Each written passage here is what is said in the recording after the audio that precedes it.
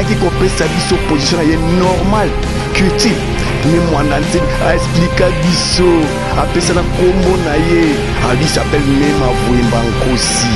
Mema Vwemba Nkosi ezali esprit oyo evivaki na monde invisible, celui qui mate le lion.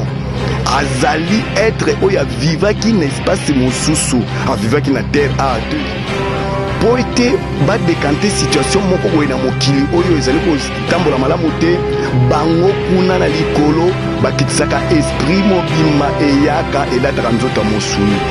C'est le cas ya mfumu Mwanda Ntsemi olobi ke bayokaka ye mingi plus que na koyebisa yo ke esprit yango soki eye wana bango na monde spirituel bafabrike instrument mobimba o bango fo bana se manifester pour la contrôler situation. C'est comme tant qu'il y a qui quatre qui collé bisima zulu batata bamfunite lobo basabelanga bundu dia corps alobi à cette déclaration officielle alobi ke je suis venu pour imposer la paix. Je suis ni à gauche ni à droite.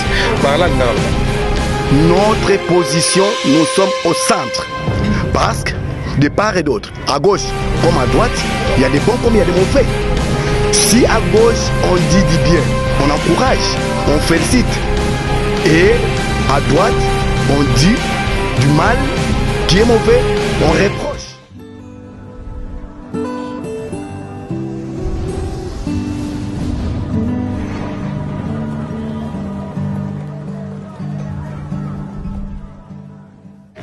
ingeta na sali descente atterrissage forcé na Congo central tope na mboka bakoko na ngai pona okutana na bandeko oya ngai bandeko abundira mayela oyo batu ko sala déclaration moko récemment en rapport na prise de position ya leader na bango mwana mboka ne mwana nsemi autrement dit longi en Congo central atu ko pesa position na ye par rapport ya situation politique ozoko préoccuper mboka na biso Congo démocratique basusu na FCC basusu na cash menena yo kango na munoko ya ba oyaye nga nazali voie autorisée te bango de bazali ba voie autorisée de part et d'autre nazali na simana ba omona ba makesa bandeko to benga ba makesa donc ba mbuta na ba yaya bazana kati wana o ba comprendre nango te ba mama to ko benga bango awa ba yaya ba tata to ko benga bango ba mbuta mais bazali na moko azali coordonnateur na bango na kombo ya Mbuta Mpolo oyo a répondre na micro na biso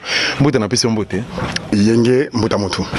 Est-ce que vous se présentez bandeko bazona na biso baye bayo ibobo mu Congo dia tekakala kumbo mais n'importe binzangi tomba le vélo langu dia mais kisila ngomzi Congo le vélo la same lumbulu Congo idina monaki beni imwe kisila lumbulu Congo Mbuta Mpolo ngena Ntoazi landi utalanga minsa mu mialuka ya savo vice président provincial mu bundia mayala bandeko ba déclarer moké ba question musu répondre na ki Congo mais sunga biso to lo bapema lingala moké pour bandeko ba saisir santane mon enseigne. OK, c'est bon santane mon enseigne bolobaki mingi bipai na bipai azali malade mais ye moko kolonzo to ebisa bino ka azali maladité. Il a beaucoup travaillé spirituellement quand Wazalaki entre le ciel et la terre. D'où il était fatigué. Yangwa Epsaki Binoke Ali fatigué et Sengelaki Apema pendant 2 mois. Après 2 mois, Lara Kibiso tenir point de presse. Mais Boyebi, par conséquence, on sait là qui est Yambo a comment vivre entre le ciel et la terre. Concernant la santé, elle est une personne en bonne santé. Une personne en bonne santé entre le ciel et la terre. Mais quand on a explicité, moi, je sais que Azalaka Ndoki, Azalaka Angelo Nzambe, Azalaka invisible, Azalaka Moutou normal ou comment entre le ciel et la terre, 2 ans de disparition, sans message, sans aucun signe de vie de son côté, ni de sa part. Et tout Luka Pebino, tout Solana Bino, je suis le seul journaliste, je sais, ceux qui n'ont pas sanité, ceux qui n'ont pas pété, Oyo, Nazalaki Nabino, les jours comme la nuit, Oyo, Navana Opesa Bandeko Sango, Yane mon ancien mitope, Sango Yabundia Mayala, Yebisa Biso, Bandeko Zona Biso va comprendre. Ne mon ancien Mazalarandoki, entre les ciels et la terre, Azalaki Wap, par là, Bolobarani, parce qu'il n'y a pas autant le banc récemment, Nazaki na micro, Nangana, Liboso, caméra, Nanga, Alobaki Kazaki entre les ciels et la terre. Et ce qu'on explique, c'est bon. Ndoki ou Nani passe à vivre entre le ciel et la terre. bo se demanda mingi comme to se demanda mingi qui est ne mwanda nsemi to loba nyonso to loba kasi ayaki kopesa biso position ye normal qui utile ne mwanda nsemi a expliquer biso apesa na kombo na ye ali s'appelle Nema Vuemba Nkosi ezali esprit oyo et vivaki na monde invisible, celui qui mate le lion azali être oya vivaki na espace mosusu a vivaki na terre a te planète wa bingo mweteta ka Congo a vivaki kuna. Mais quand tu tenir biloko ça vivre na mokili oyo précisément na Congo oyo yeka kanem de koka kosilisaka yango o wana yepe ayaki alati nzoto oya musuni azali mokulu wa moyo boabu pona onyo sa sali sur la boabu maintenant à franchir l'étape belé à réussir bateuse il est walesa. C'est un homme Dieu. C'est un homme Dieu. Un homme Dieu, merci beaucoup. Bon, avant tout quand on a politique, tonto lo banane likama spiritualité. Ne mon ensemi na point de presse abois même te poser ma question. Alors que je vous ai invité pour que vous m'écoutez. Boyo kanga na bingi po gamé na bingi po butu nangate. Alors ki oya kanisa ki alors oya zaki nango, to zaki pe, to diffuser ki to vulgariser zaki plutôt information mais na retena que le c'est le plan spirituel. Alors ki ke mfumu kimbango ayoki la rappelé que bandeko bazana nkamba par là ne mon ensemi alingaka lobanini jouna okuta na bien que ba pesa nga occasion na te bandeko ba boyinga la mona ye personnellement mais na romona ye na reposer question na liga me bandeko bazona biso ba comprendre na ngambo na. OK, omoni soki situation ezali malamu te ndenge tolobaki to kotele mokin krolé c'est difficile na expliquer on peut ça ka bona lobalinga na lobaki comment peut-être de français soki eyé po été ba décanter situation moko boye na mokili oyo ezali ko tambola malamu te bango kuna na likolo bakitisaka esprit mobimba eyaka elataka nzoto mosuni.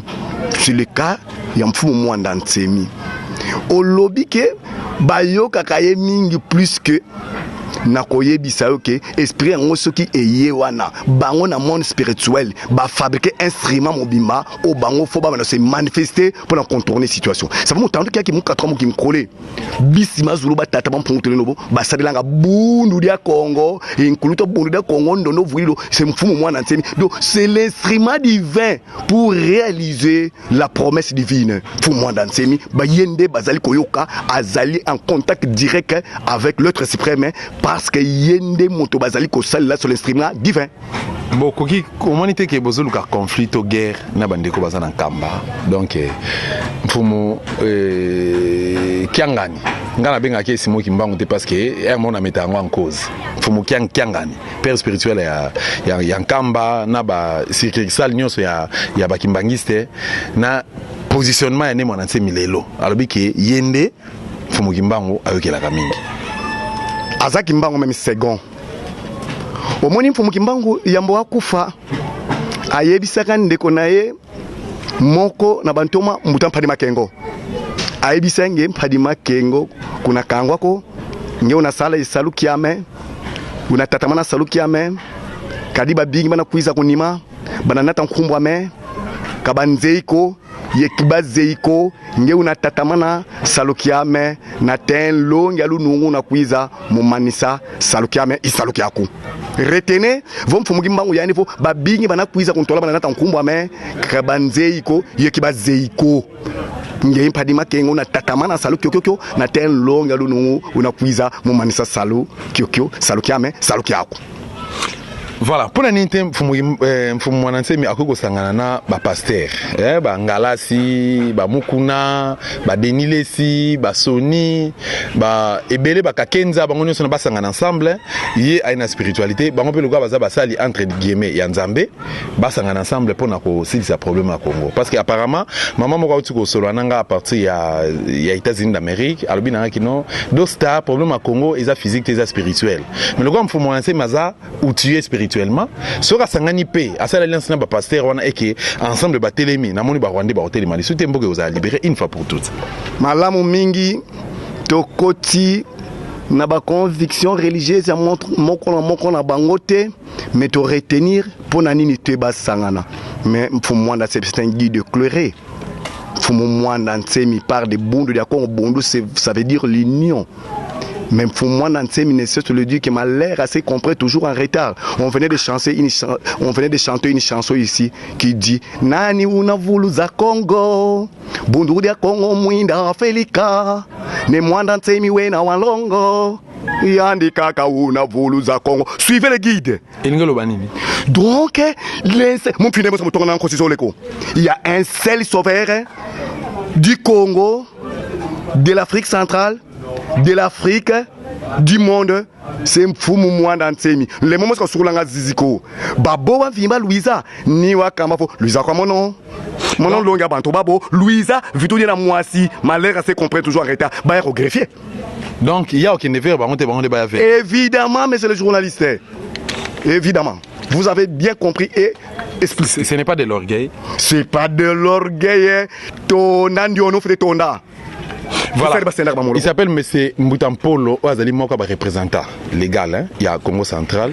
Précisément dans le Kaya et Sikapi, Bafantima Masolo, il y a Bouni de Mayala, Bango de représenter mon ancien, mais Bango Bazoko Bunda. Non seulement pour l'intérêt à Congo central, mais pour l'intérêt à la République démocratique du Congo. C'est le plan politique. Né mon ancien, mi position des années. Tant Ayaki n'a retourné 2 ans après à lobby à cette déclaration officielle à lobby qui est je suis venu pour imposer la paix. Je suis ni à gauche ni à droite. Par là, l'Ingara Lobani. Ok, c'est bon. Ça a été toujours notre position par la position de Mfumu Mwanda Nsemi, c'est notre position. Ça a été toujours notre position. C'est le régime précédent qui nous a fait considérer comme opposants. Notre position, nous sommes au centre. Parce que de part et d'autre, à gauche comme à droite, il y a des bons comme il y a des mauvais. Si à gauche on dit du bien, on encourage, on félicite, et à droite on dit du mal qui est mauvais, on reproche, vice versa. Mais compte tenu de la vérité, parce que Mfumu Mwanda Nsemi a le franc parler, la vérité, vous, pour vous, la vérité blesse, vous le considérez d'un opposant. Il est venu pour consolider la paix, il n'est ni à gauche ni à droite. Il est là pour conseiller. Voilà, ngala sala émission à livre vert, ba fanatique à dosta télévision to pe ba fidèle à émission Vérité plus 243. Ce qui va betinga a to ba bominga boy ba place naza. Ba question bosenga na poser Mbutampolo na otu nango sikoyo. Ne mwana se ma trahir combat ya libération ya mboka na biso Congo démocratique. Alors ba ki na ye instaurer la paix. Je suis ni à gauche ni à droite, mais to mone na sima ya a tout ça l'alliance récemment awana na cash. Donc Félix na Kamere. Ne mon ancien Mazaki na promesse à primature, Azaki na promesse à 3 ministères après avoir fauché na likamba primature. Positionner les deux années parce que le gouvernement 66 ministères et bimi sans Bouni de Mayala. Vous savez, la politique vise les intérêts. Pour nous, la politique c'est l'art de défendre les intérêts de sa communauté. La politique de siège vide ne paye pas. Oh camarades, tolobite ki tokota tozonga mena tangu bolingo bongisa makambo ya mboka Mfumu Mwanda Nsemi un grand leader charismatique incontestable incontournable na mboka ezali ya biso nyonso sika bolingo bongisa mboka bo ignorer Mfumu Mwanda Nsemi, vous trouvez ça normal? C'est ainsi à la kisikeno nazali yo lobikasi asangana na bato wanati otangika ba passer pour la nité asangana pe na basali ya mboka oyoyo bacteur politique apesi pe position na keno ngai pe nazali cadre universitaire ba yebi yango malamu azali politicien teinté de spiritualité chef légal ya Bundu de Congo représentant légal avec toutes ses compétences bon soit x y z pour te connaître na muzinote ba tchana ba poste mais Mfumu Mwanda Nsemi bo esclirier mais là c'est injuste d'où est sengeleki comme la politique vise les intérêts azalawana yepe oza parole ce qu'il faut éveiller yepe éveiller c'est ça la politique d'où ezali question aux alaté à gauche ou à droite nous sommes toujours au centre. Après sa déception, le gouvernement Bimi a publié les primatures, a nommé Ilungana comme état premier ministre, le gouvernement Bimi 66 ministères Bouni de Mayala à Zakarate. Or, l'autre fois, Papi Mantezolo a Kenda Rolia Mbongo, ça numéro na Joseph Kabila, pour na vice, cabinet à vice-ministère. Donc, à Kenda, mais nous avons fait Andimi Kozwa, 3 ministères, au Bakosa qui est nango, à Zéango pété, pour avoir trahi Donc tout le bas à trahir et combat. Donc il y a RDC mon va trahir 82 millions de Congolais au baso ko na combat au baso ko soutenir rien. Ngana zo reconnaître rien. Mais c'est les journalistes, c'est parce que la démocratie donne la liberté d'expression à toute personne. Sinon, ça, pas bête au crime contre l'humanité de dire faut moi me trahir. Ça, nous vous conseillons de retirer ça. Quel type de trahison? Parce que c'est un combat. On vise pour être bisopeto zalanasani yango na sietango balobi et le Congo ezali ya bisonyoso. So bo papi kasinzo Congo ya bisonyoso. Tika mon moto a été ni nae to lobby na poids politique ya poids politique ezali na honorable Mwanansemi na province na biso stratégique na contribution à province na biso faut ezanga poste ministériel neti tozali lelo oyo ou bien primature. Quand est-ce que bapesa primature oyo na Congo central? Donc ezali juste pour na kosenga primature, ezali juste pour na kosenga ba poste ministériel compte tenu ya poids politique ya honorable Mwanansemi, compte tenu ya province na biso stratégique plus que d'autres provinces bazuba poste et belé ministériel. C'est injuste, c'est injuste, c'est injuste, c'est une injustice. C'est une injustice. Est-ce que Mwanansemi lelo à cause de se soumettre dans ordre Joseph Kabila avec tout ce qui s'est passé? Exécuter ordre Kabila, mais c'est tout à fait compliqué. Kabila qui n'est plus au pouvoir, il continue à donner des ordres ou comment? Je n'arrive pas à comprendre. Nana pesa ki ordre wana, apesa ki en tant que qui? Nana pesa ordre, nana pesa ki en tant que qui? Nazaki nabino avant lors il y a processus électoral bolba qui bedem azali concerné avec tout ce qui est ozomonana awa processus allait biaisé tout ça, mais lelo l'élection chaotique et salemi ba nommé président de la République par Joseph Kabila. Lelo soki bino ba pesi bino primatique soki boké ko travailler. Ne Mwanansemi pas admettons premier ministre. Tête et la montée, Marambango terme la montée, né Mwanansemi, pendant que tout le monde a Joseph Kabila risé derrière Tshilombo Félix. Donc c'est que à se soumettre à l'ordre de Joseph Kabila. Ah bon, on bien se soumettre à l'ordre de Joseph Kabila, na conception nabino, c'est tout à fait bizarre. Les ali boyete. Beaucoup de bio exécuté au moment où tu as nommé bino bozo faire souffrir baninga ozali ko loba boye bino bozakona na kati bozali ko sala bozali ko partager gâteau na bino mais des mandats successifs pour moi Mwanansemi fille député il y a Kabila ko na pouvoir boloba qui te pour nanini qui a exécuté ordre ya Kabila des mandats successifs azalaki député la politique de 16 villes ne paye pas c'est injuste na herba pesibiso kaka poste T c'est injuste na herba pesibiso par na biso T c'est ce que vous allez savoir au bilgolo banyo so tona ezali pamba pouvoir prendre ça d'une façon ou d'une autre comme ça régit mais nous devons être là qu'on se retrouve tous s'il faut réparer qu'on répare ensemble. Mbizim 3D yena Boutampolo, est-ce que vous êtes d'accord na bande ko zona de biso mboka na problème à occupation? Occupation ezali mais mboka na biso ezali problème pe ya dimension mboka leki monene mingi mboka leki monene. Je vous rappelle faut Mwanansemi ici à Kisantu après sa meeting naie a rappelé que non compte tenu à dimension mboka na biso RDC ou ezali plus vaste que l'Europe entière. Aloba, pour moi, le président Kabila, c'est le dernier président. C'est difficile, vous, de comprendre. Or, il dépend ça pouvoir prendre le fédéralisme. Et régime au wana ya fédéralisme, il y a un meki koko sabiso, l'unitarisme est fortement décentralisé. Est-ce que Zalaka, nous voulons l'autonomie de l'autonomie de toutes les provinces, l'autonomie propre. Au moment que les lobes rwandais n'a pas collaboré, il y a certains politiciens congolais, basés sur collaborer, pour travailler pour l'intérêt, il y a pas païa. Et vous avez l'occasion pour nous profiter, pour balkaniser le Congo démocratique. Oh, ils ont depuis l'année belé, l'itara pour nous collaborer Congo, une partie à Congo et qui d'ailleurs. Ezali prophétie à l'ère diverso autozali oyo. Ezali prophétie. Ezali plan divin. Prophétie on est le bon abisso que Afrique centrale oyo deviendra 5. L'Afrique centrale deviendra 5 qui va donner naissance à 12. Donc ezali makambo ya yo na ngaité sur ba pesio ko kamboka ote sel fu Mwanansemi. Voilà, sel fu Mwanansemi mais tozo ngali na mutuna na tunaki. Est-ce que vous êtes d'accord nanga ke ba Rwandais ba fondé biso na mboka pe mission na bango ezali ba détruire mboka ba déchiqueter mboka na biso tina dernière énergie. Ba Rwandais bazali fu Mwanansemi atangela kabino bon nombre de Rwandais, bon nombre de Burundais, bon nombre de Camerounais, bazali awa, Ougandais, bazali awa. C'est pourquoi bon même la guerre pas ina, même la guerre na résidence na ye. Mettez mes qui monko, les Congo congolais, les Rwanda au Rwandais. Même mawa botireka combat oyoyo na mfumwa na nsemi na ses fidèles ba congolais pour boy ko participer na combat wana mais makambo fait sila nango. Qu'est-ce que vous avez attendu et qu'est-ce que vous attendez? Le Congo aux Congolais, le Rwanda au Rwandais,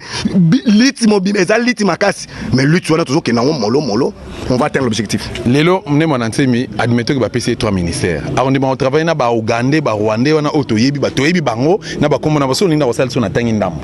Alors kende ma fandi pe na conseil des ministres na ba Rwandais, na ba Ougandais, na ba Burundais na ebité. Bino bolobaka parfois jurisprudence ezalaka. C'est-à-dire les mots baka en somi fait pas vous fait vanga toko brusque to kende tout ça la boy to kende mo to fanda to banda to kende kinzonzi bilemi lembi et avant to kende élection tout ça la ba mascarade alors que bino nini après ça bino ba préalable ya moto kende élection parmi ba préalable na to zana kati de part et d'autre na gauche, na droite, na centre, to sangani biso nyonso, to la na ba préalable na, mais on détecter aux autres wa ke étranger wana, so ebimi balé, nzo ba sa ebelé. C'est pourquoi ayebisa ki biso, to kende nano na recensement, to kende identification, mais être ça recensement tout identifié, nani congolais, nani étranger, mais na to yeba bango. Et tu repères ça par privilège, c'est pas voter. Tu as une élection, ça biso ba na moka. Ni to comme na pouvoir mo légitime. Voilà, donc ils allaient procéder, tous en abango, tous qui on va les écarter. Mais avec par quel mécanisme? Mécanisme, il y en a. Si tu as une élection, n'a pas préalable par le recensement et l'identification de la population. Mais tu as détecté bango. Est-ce que vous pouvez savoir point de vue les lots Congo central et commissaire, tout le monde vice-gouverneur, Batike Moutakala na te éviter les acquis hôtel, les acquis na résidence et à moi si les acquis na résidence à Mobali tout ça bon les lots vraiment Congo central identité nango.